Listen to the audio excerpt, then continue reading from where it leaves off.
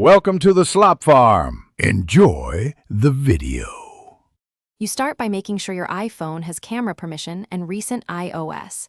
This avoids permission prompts.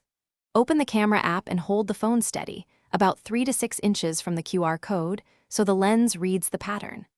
Once the code is detected, a notification banner appears at the top. Tap it to reveal the link or action. You do this because the camera app decodes QR data in real time, which is faster and more secure than third-party scanners. If the camera fails to detect the QR code, go to Settings, Camera, and Confirm Scan QR Codes is enabled. This setting lets the native app parse codes automatically. Once done, you can also access Control Center's QR reader or paste a code image into Safari's address bar to trigger detection. Make sure to improve lighting, wipe the lens, and change angle or distance because glare and blur prevent decoding. These steps cover both software toggles and physical fixes, so you get a reliable read.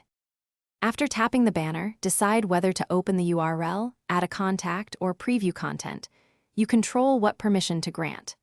Make sure to use Safari's share sheet to copy the link, save to notes, or add to wallet if prompted. This avoids accidental navigation. If the code still won't open, restart your iPhone to clear transient glitches or take a screenshot and use an app to scan the image. One key troubleshooting tip: reboot before installing third-party scanners. Often that fixes camera recognition. Thanks for watching. Consider subscribing if we helped you today.